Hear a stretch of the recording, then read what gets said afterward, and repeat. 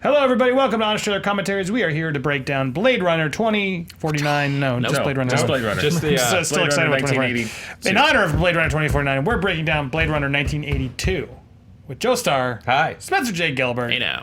And Dan Merle. Hello. Hey, Dan. Hey, Spencer. Hey, Joe. This was obviously fitting time to do it because they just released the sequel, which is really good. I liked it a lot. Dan saw it too. You liked it too. I really, really enjoyed it. Who would have thought? Whether it's better or worse will be a debate for the ages, which I look forward to having. But let's focus on the original, which I'll start. I'm not that big a fan. I mean, I liked it. I respect it. It's shot really well. But it's not one of those movies that as a kid I was like, oh man, I gotta watch Blade Runner over and over again. Where did you guys stand with it in your legacies? I saw Blade Runner way too late to care about it as much as I think I'm supposed to. So I'm probably like a bad film fan, I guess, maybe. But I saw it once I'd already seen everything. Which cut did you watch? The theatrical? No, directors. Yeah, I saw the directors too first, and then I watched the final cut. Spencer, what you? I liked it a lot. I don't remember the first time I saw it, but I remember that it wasn't what I expected. I wouldn't say it was like, oh, that was like walking out of Star Wars. It's so entertaining. I want to dress up like Deckard, but it was something that stuck with me that like I kind of thought about or like kept images in my head for my whole life. So it definitely made an impression. I'll agree with you on the images. It did. I had the same issue. It's the neon billboards and stuff. Dan, it's ponderous. It really is. As Blade Runner 2049 is also very ponderous. In rewatching, I had kind of forgotten it is a little slower than I'd remembered. Not that that's a bad thing, but it is not. It just kind of go. It's a really weird movie. It just kind of goes. It doesn't really have a straight through line. It just kind of is there. And then it's not there. Yeah, it's not a whip tight plotted like something happening every other second. It's just kind of like a meandering like investigation that kind of brings up some interesting questions. It's easy to see why Hollywood panicked and threw in voiceover at the last second when it was going into the theaters. Although that does, because this is so much a noir movie, like based on like the private dick, in between good and evil, and one of the tropes of that was the voiceover. It should fit. Voiceover explaining everything, but Harrison Ford apparently just hated the idea so much, right? Or is that the story that he just purposely tried to tank his reads on the voiceover? Yeah, it's bad. Well, I think his thing was he was like, I mean, it was so terrible. How could you deliver it good? So probably an actor column B, column A, column B. Some bad scripts have been done good by actors. To me, it feels like almost like episode 4 in a bigger series. And I come back and look at it. Like, it's not as complicated as I thought it was when I rewatched it. I'm like, it's a pretty simple story. It is like a detective is trying to find 4 robots and falls in love, sort of, consensually in the middle, and then tracks the robots down, and then, that's sort of the movie. Now there are some broader stuff it's depending on the visual and thematic things. But I always like sort of put it off again. I was like, oh no, it's complicated, but it's not very complicated. Right. The story is pretty easy. It's just a little slow, and it's a thinking piece of. But that's why I liked the new one. Not to get it, but it's like I feel like the new one takes that and then builds up some more themes and layers and questions. But in watching just one by itself, it definitely is it's a strong skeleton of something. But I feel like I still needed some more meat on it for me to be as excited. Mm-hmm. But visually amazing and good. Rutger Hauer, right? He delivers it like crazy. Yeah. We also cut a line that might be in the deleted scenes, but I love the soundtrack of like the gritty spa music that plays throughout the whole thing, where it's like just kind of crunchy synth drums and saxophone. Yeah. Yeah, there was we'll get there, but yeah, there was almost a hidden track we were going to make, but it never happened. That's right. We were going to, I'll just spoil it now. But the stairs run, we were going to do that, like the Twilight Stairs. Dun, dun. Great Ambition is what it's called, right, Dan? Great Ambition. Dun, dun, dun, dun, dun, dun, dun, dun, dun, dun, dun, dun. So we were going to do the Vangelis spa version of it. It would have been great. Relaxed. It just never happened. We didn't have enough time. But we were going to try and compose a slow Vangelis version of it, and it never happened. Shall we watch it, guys? Let's watch it.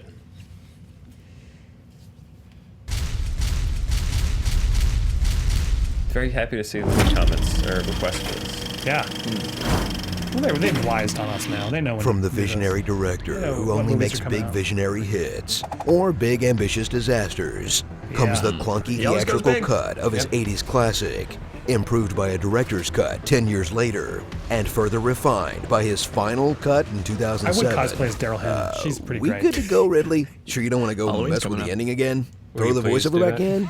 In history books, he's the kind of cop used to call black men. Ugh, probably not. Oh, Blade Runner. In the font, too. 1982, Yes. audiences knew Harrison not the Ford as papyrus. the charming rogue Han Solo or the charming rogue Indiana Jones. Now, watch him ditch the whole charming act in the grumpiest Harrison Ford performance since any time he's forced to promote a movie. This one 35 years after the original. So what? Well, I'm just wondering, is there a problem with that? It's a living. Pete Deckard, private It's kind of agree with and that. It's kind of public an act at jerk this point, with a but it's- serious drinking problem. You want a drink? Want a drink? I'll get you a drink. If he's a robot, then what is this doing? Drink up for me, pal. Anything? Just He's a fueling Blade him. Runner, part bounty They hunter, pee, right? They're part replicant awkward humans, you guys. psychiatrist. You're That reading would a sort of give you magazine, away whether you're a across the replicant or whole not. page, and Pause. you photo. yeah, no, I think replicants, they have sensations. They're He humans. has sex. So, yeah, and a lot of them, some of them don't know that they're replicants. So, I mean, it was Do they get implied at drunk? least that some, yeah, I think they get drunk. Yeah, but you are right. Sex or urine or whatever, like the fluids coming out would sort of tell him whether he's a replicant or not, wouldn't it? No, they're very realistic. Yeah. very realistic. They went really out of their way Who to refills it? make indistinguishable meat bags to go be cannon fodder. Yeah, and if he's programmed, then how would he know what's normal and what's not normal? To him, it's normal. But he'd probably see someone else pee Yeah. at some point. Or he just Someone like, goes, do you pee? Because I do. Yeah, they should have put that scene in the movie. One of the questions. why did you say it like The urinal Batman? scene, like, hey, you. Do you pee? Tell me. Tell me. Do you pee? You will. This is my biggest problem with the concept of this movie, because it's like if you just want cannon fodder to go be in wars and then also to have build sex your with, colonies. look, go make little gray cubes to go shoot guns, and also I think men have proved they will probably also have sex with a gray cube. Like it doesn't need to look like a but person. I think again that kind of goes away from the plot element of the movie and more to the thematic thing about Yes. Tyrell, and his whole thing was creating life and True. and perfecting it and making the perfect organism and issues of God and creation. And when Rutger Hauer visits him, it's very kind of Adam confronting his creator, and so I think that's probably why they're a little more realistic. But than do you Gray think Cube. it still would have had the same impact if he was a small gray cube, just rolling up to Kiss Tyrell? me. I want more life. I guess Give me more life. I want more life. I don't think it would have had the same impact. I Okay, don't, I that's don't Could have think, been like Wally. I don't think Tears Agree to and disagree. I don't think Tears and Rain would have been as good with water on a gray cube. Instead of oil dripping off of yeah, exactly. I don't know. It would have lost a little bit of its power. Time to die. Can someone make a Morse I code want someone light. to make that supercut Blade Runner with actual robots. Yeah. Yeah, why didn't they I've have any seen sea visually... beams glitter off the Tannhäuser gates. Time to die. There you go. I think we found an honest scene for you, Spencer. Yeah, great. You and Lana's robot costumes. With a Roomba. Done. You and a Roomba. Yeah. All right, keep going. Girl, suddenly you realize there's a wasp crawling on your arm. He is an awkward psychiatrist. Dog. And as for get a why rise it's out of called a Blade Runner, shut up. Why it do they sounds call it a cool. Blade Runner? Because it Pause. sounds cool. He'll It is a struggle great. with the That's a great morality catch. Of killing things that seem to Pause. be Pause. We alive. said. Shut up. It sounds cool. Shut up. It sounds cool. Yeah. No, I I'm think just that trying. Is there any a- justification? There's an out-of-universe explanation, I think, for in like more to the Philip K. Dick novel that this is based on, or short story or whatever. Yeah. That like it was slang for robots, like that they were called blades, but none of that made it into the movie. Got it. And so that was a Blade Runner. I think. Don't quote me on that, but I think that it has more to do with like Philip K. Dick's world, which is very different, by the way. A lot more stuff Yeah. about like owning a fake animal seems to be like the main thrust of the story, which also is the theme of like what's alive and what isn't. But people are obsessed with like he only takes on the job so he can like buy his wife like a robot dog. So They also have this really cool feature that did make it in where they dial up moods on like a keyboard. They can people just decide what mood they want to be in, and there's all this farcical married couple fights between Deckard and his wife where they're dialing in different moods to have for each other, which is a very different movie, but that's cool. But also cool. Yeah. It's like putting on Spotify basically nowadays. Yeah. Yeah, pretty much. Which mood do we want? Yeah, Philip K. Dick, good. A lot of ideas. Siri, be happy. Yeah. Be happy. Hey Siri, be happy. Like tears in rain.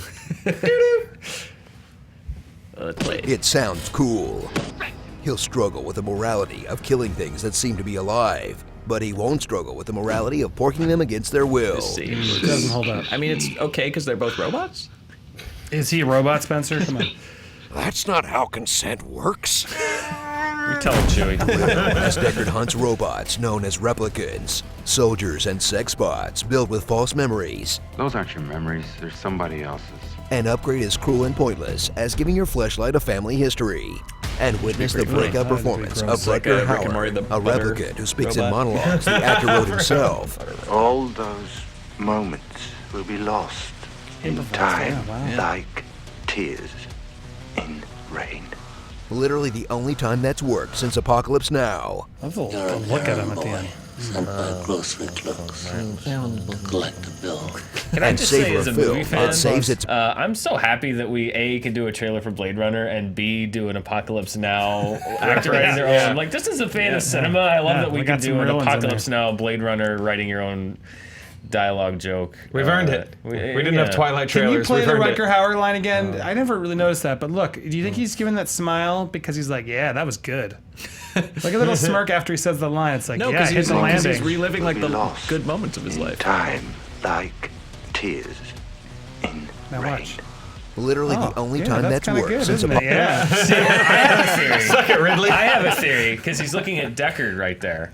I've always had a theory that he knows that Deckard is a replicant, and so That's why as he's going through his dying thing, that in his mind, he's like, you don't even know, like you don't even know that this is going to happen to you, or that you should be treasuring your life as much as I treasure mine. Again, that's one of the things about Blade Runner is it doesn't give you those answers, and I think why a lot of people don't connect to it as much is like it's you have to bring a lot to it, and you can't, you know. That's why we're dumb, Joe. No, I'm not saying you're dumb. I'm not saying you're dumb, but it's one of those movies that you know. Yeah, I get what you're saying. Yeah. Oh, and to clarify, I like this movie. I just saw everything it inspired first, so I sort of John Cartered it for myself. Yeah. Where I was like, oh, cool. Yeah, I've seen Ghost in the Shell. Shell's way better. Yeah. No. It is Ghost in the Shell. No, I agree. I do like that what they it is. don't make the Harrison Ford Izzy replicant like so clear cut. That definitely makes the film better for making you sort of find your own version of it, which we are about to talk about. 17 different versions aren't helpful because it's a little different. Yeah, it's like people that see Citizen Kane and it's like, oh, he's obviously in front of a model on back projections. Like, he invented it! That's why that movie's so great. I've seen it before. Like, yeah, no one else had before that movie. Yeah. That's why people think it's amazing, but because they're now... Nah, I've seen it before. What was that first clip that was ever like projected? It was like the train. The and train, everybody yeah. like freaked out. It was like a guy who's like, oh, I've seen trains. They hadn't. History is... whatever. It's a whole other thing. Since Apocalypse Now. You're an errand boy. We're gonna do an honest trailer for that train. Grocery clerks. And we're doing the Apocalypse Now on Australia. That'd be And savor a film that saves its biggest twist for last. Wow. Deckard might be a replicant too. Or is he? Maybe? It's pretty subtle and depends on the cut. Did you ever take that test yourself? Whatever. Everyone acts like a sad robot anyway. Well, the Get ready interesting to pause think, is that, because- that Harrison Ford didn't think he was playing a replicant and like fought Ridley Scott on it even after the movie came out because Harrison Ford wasn't playing it that way. I'm not a robot. Yeah, even though people point to moments where like that's like a robotic way to deal with that question, but he was playing it as like a private investigator. I was tired. I was tired and jerky. That's not how replicants work. Yeah, so just FYI, Harrison Ford didn't think he was a replicant. Yeah, no, it's for the whole movie. debate's still going, and it'll be interesting to see how they handle it in 2049. You know, at one point in his life, between 1982 and today, someone's come up to Harrison Ford and said, like, excuse me, Mr. Ford, I'm sorry to bother you. It's like, I just have to know, are you a replicant? And he was just like, I don't give a shit. Yep. It's make-believe. I'm buying a hammer. You tell Ridley Scott.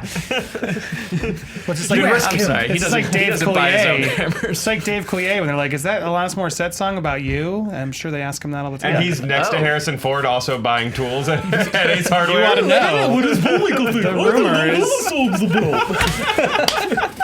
What's that guy's name? No, what's the moose? Oh, no, it's Rocky. Rocky and Bullwinkle. No, Dave Coulier played Yeah, he played the beaver. Gopher or whatever. Gopher, it was, yeah, whatever. Anyway, so we're going too deep down the rabbit hole. The Dave Coulier hole. Which cut of Blade Runner is this in? The Blade Runner Coulier Get ready cut? to think, because this slow-ass movie is going to give you plenty of time for that, as you spend hours staring at old Doing the photographs. staring montage. But it's not really a stairs run. It's different from the actual stairs. Yeah. I like this music. Yeah, First Com's got some good 80s Staring at Yeah, eyes. 80s music is always the best thing to find on First Call. That's the music library service we use.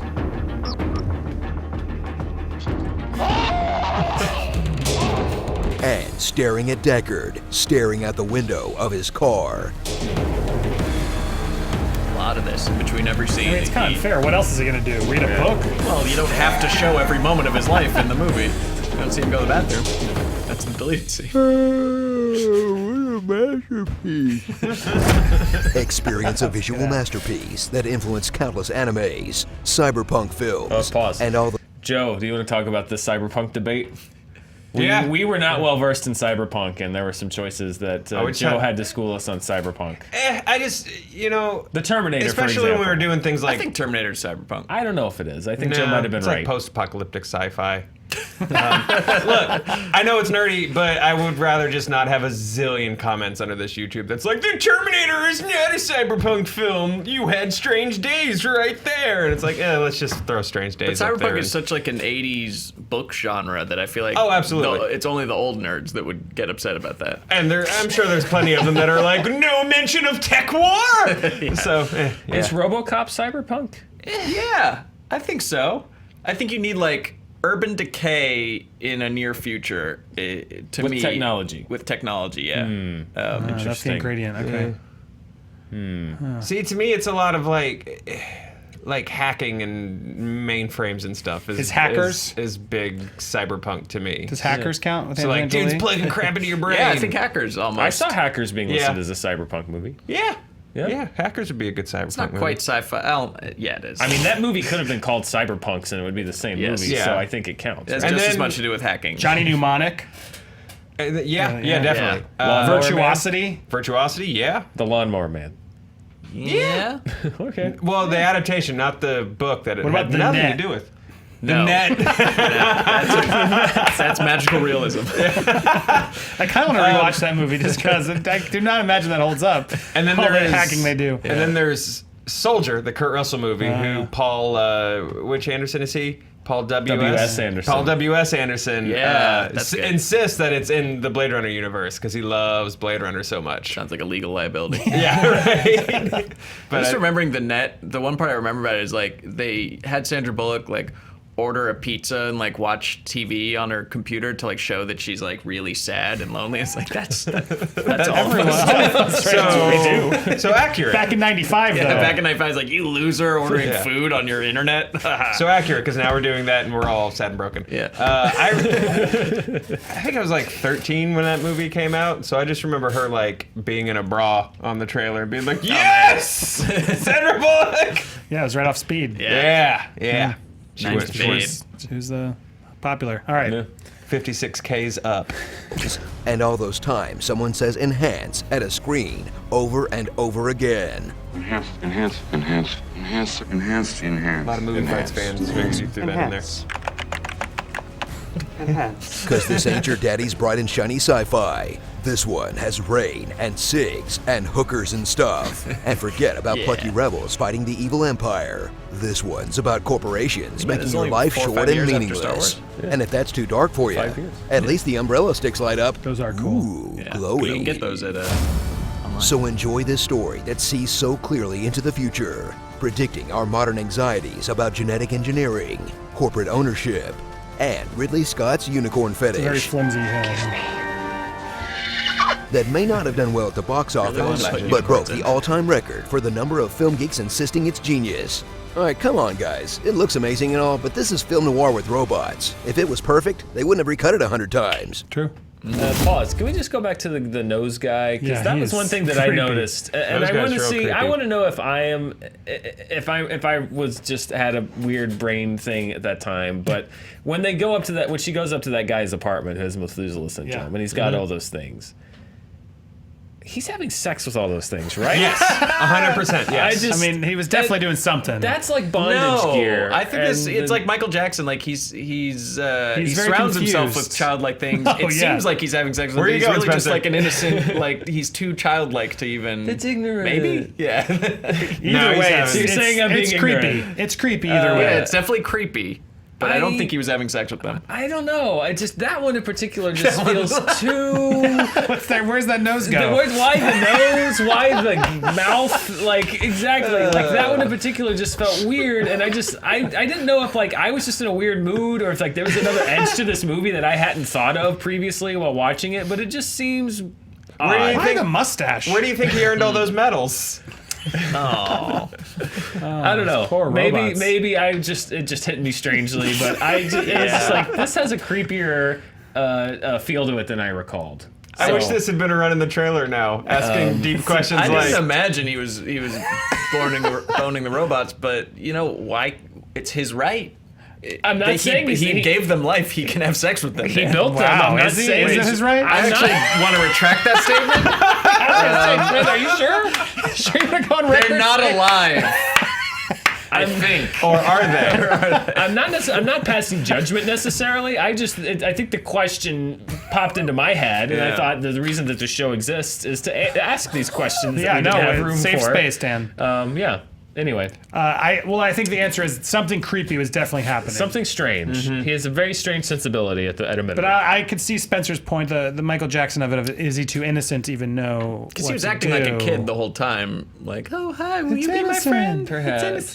Yeah. Perhaps. I don't know. Anyway, that just popped into my head, and I had to get that up. But look at his face. Like, Yeah. look at the look on his face. He's like, another guy just came in to have sex with me. Great. Please don't leave. You don't know what he does when you're not Oh, that's creepy.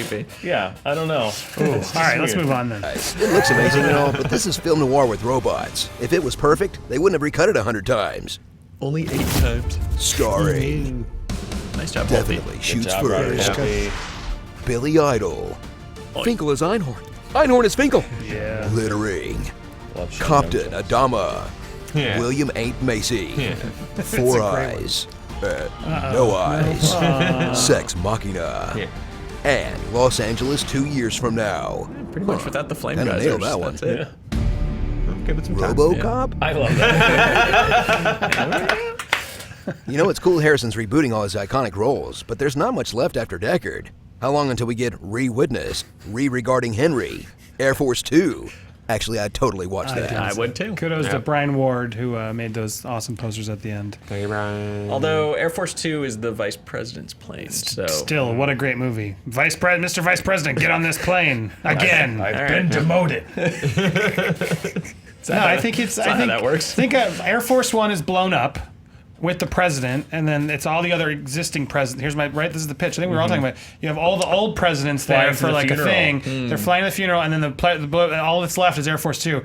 Oh, presidents, get on Air Force Two, and they have to escape quickly in Air Force Two. you could probably I make get the Harrison pitch? Ford on board because he loves to like crash planes. Yeah, yep, So that's true. you can let him steer. But you the can have plane. you can stunt cast all the old presidents too. So you have I would Kurt like to make Russell a as pitch. one. Writing with Harrison Ford, Bill Pullman as Thomas yes. J. Whitmore from Independence Yes. Day. Resurgence. The ex-president, not resurgence. Yeah, we crossed that off. Not Oh, resurgence. wouldn't that be amazing? He's like, we have all the old presidents. You have Morgan Freeman. You Morgan have Freeman. Bill, Yeah. Super into Bill that. Danny Pullman. Glover from Oh, 2012. I would watch the hell out of that movie. Oh, Tiny, what's his name from Fifth Element? it's like Zeus. Zeus. Yeah. Hector Macho Camacho. Yes, Camacho. From, Yes, all of them. it's like Las Vegas, but they're all presidents in an Air Force One plane. We need the PCU, and I don't mean the '90s movie. We need the presidential cinematic universe, Yeah. and Into it should it. be Air Force Two. I'm so into that. I love just Bill Pullman and Harrison Ford as the old presidents in the plane taking down new terrorists. No, just me. Yeah. No, I'm I'm sorry. I'm thinking of other presidents that Yeah, we could throw thinking in of there. other Jamie movie Foxx. presidents. Jamie Foxx from White House Down. What was his name from West Wing? It just blanked. Martin Sheen. Yeah, just as throw Martin Jen Sheen in there. Martin Sheen would be great too. Yeah.